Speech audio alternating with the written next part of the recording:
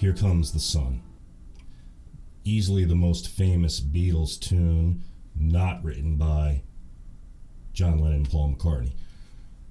Written by George Harrison, appearing on Abbey Road. And, you know, it's one of those tunes that, on the surface of it, it's a pretty simple song. Really just kind of like a 3-chord tune. But the Beatles, being the Beatles, you know, you had to throw in some complex things, you know, to make it a Beatles tune, and we'll take a look at that as well. You may notice I don't have the capo on the guitar, and the reason for that is I'm of the belief that if you know a song on the guitar that uses the capo, I think you should also know how to play it without the capo, you know, in its original concert pitch key. The reason I say that is I've seen this happen a few times, you know, at like open mics and things like this, where somebody will call a tune and the guitar player will say, "Oh, can't play it, I don't have a capo." That's lazy. No excuse. You should know how the song goes chord wise, at least. You know, if you don't have your capo, yes, you're not going to be able to play the chord melody part. That's a signature part of Here Comes the Sun. But you'll be able to get through the song if somebody wants to sing it, right? So if you're not used to doing that kind of thing, well, let's get into it, and I'll explain, you know, how I kind of think about it. So we're in the key of A. We're going to start with an A major chord. We're going to go to the 4 chord, a D major chord, and the 5 chord, the E7 chord, right? So 1, 4, 5.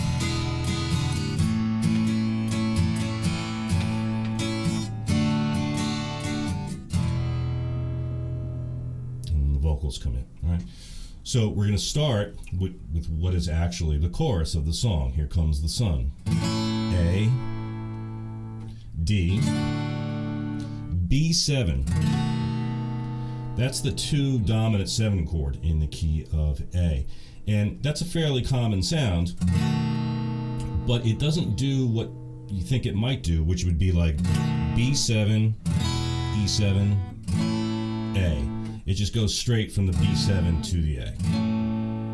Okay, so let's put the song on, and I'll play along with it to demonstrate. Here we go. A, D, E, 7, A, D, E7, A, D, B7, A. Now,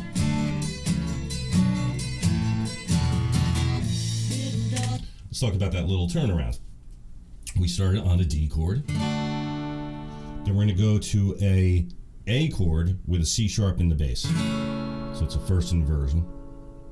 B minor 7. So it is the 2 chord now. 1, A to E7. Right, so it's a little turnaround, and you got this little triplet rhythm that goes over it, the da da da da da da da da da, but it's still in 4/4 time. Okay, let's continue.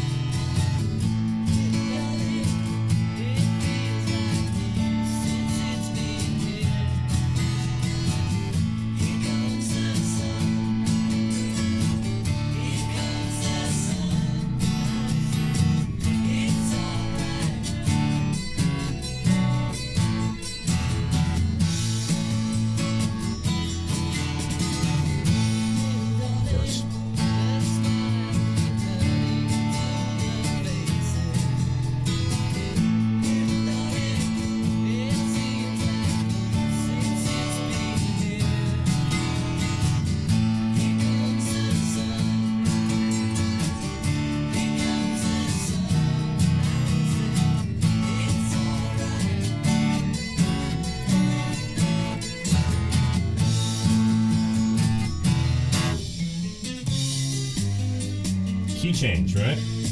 Check it out. C, G, D, A, E7.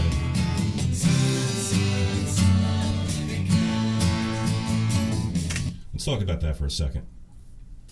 So, we start with the E7 chord. 1, 2, 1, 2, 3. 3 eighth notes there. I'll go over the counting in a second. Here's the chord. C, G, really D over F sharp, A.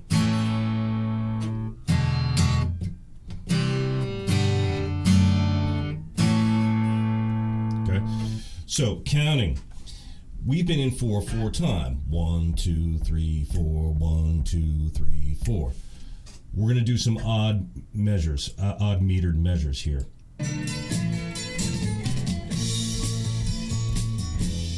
1, 2, 3, 1, 2, 3, 1, 2, 3, 1, 2, 3, 1, 2, 1, 2, 3, 4, 1, 2, 1, 2, 3, 1, 2, 3, 1, 2, 3, 1, 2, 3, 1, 2, 1, 2, 3, 4, 1, 2, 1, 2, 3, 1, 2, 3, 1, 2, 3, 1, 2, 3, 1, 2. Now that's one way of counting. For me, that's the easiest way because it fits with where the chord changes lie. So you'd have 1, 2, 3, 1, 2, 3, 1, 2, 3, 1, 2, 1, 2, 3, 4, 1, 2, 1, 2, 3, 1, 2, 3, 1, 2, 3, 1, 2, 3, 1, 2, 1, 2, 3, 4. Right? And you know, that's important. I know a lot of people probably play this tune by ear. I unfortunately was witness to a train wreck on a gig once. Luckily, I wasn't playing it, but clearly the band hadn't really worked out the timing for this. And, you know, it's such an important part of the song. I mean, it's really like the high point of the tune to me. And, you know, that's the musical sophistication that the Beatles brought to their music. You know, it's a good idea to be on top of that and really know how it goes. Okay, and the thing about it that's odd, it's not so super uncommon to do like suddenly go to 3 from 4, and the Beatles did that all the time. But it's that little measure of 2, which, or really you could think of it as 5, 8. I'll explain. So 1, 2, 1, 2, 3, 1, 2, 3, 1, 2, 3, 1, 2, 3, 4, 5, 1, 2, 3, 4. So when I was counting it before, I counted that measure as 1, 2, 3, 1, 2. Just for me, it's, I think, a little easier. But really what it is a measure of 5. 1, 2, 1, 2, 3, 1, 2, 3, 1, 2, 3, 1, 2, 3, 4, 5, 1, 2, 3, 4, 1, 2, 1, 2, 3, 1, 2, 3, 1, 2, 3, 1, 2, 3, 4, 5, 1, 2, 3, 4. And if it's easier for you to count that way up to 5, sure, by all means. I think that's, you would probably see it notated that way in sheet music. But that's a thing where it's like that was kind of ahead of its time.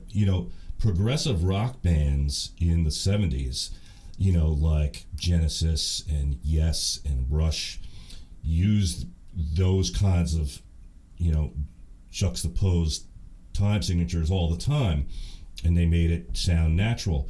But this is like one of the first examples I could find of a tune doing this, in rock, pop music. Anyway, I mean, if you think about it, this really is just a pop tune. That's unheard of, to do something like that. It certainly was unheard of it back then. Well, 50 years on, it's still pretty unheard of. So it's a really slick thing, and they pull it off rhythmically so great. And the other thing that's pretty cool is, it doesn't just fall apart at that point. It's still locked together. Ringo, I know he gets flack from people. I don't know why. I think Ringo is one of the all-time great rock drummers. And listen to how he so solidly plays through this section.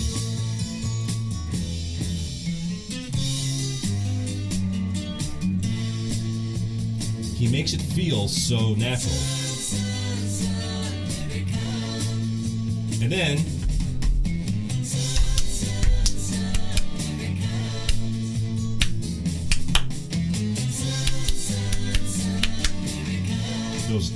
those hand claps and everything, it's like that's helping, propel the groove and keep it solid as well on that part.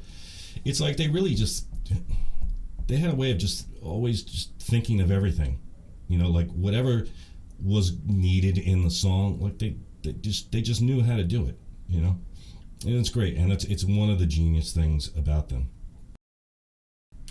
Well, I hope you enjoyed that breakdown, and if you did, please consider subscribing to my channel for more videos like this to come.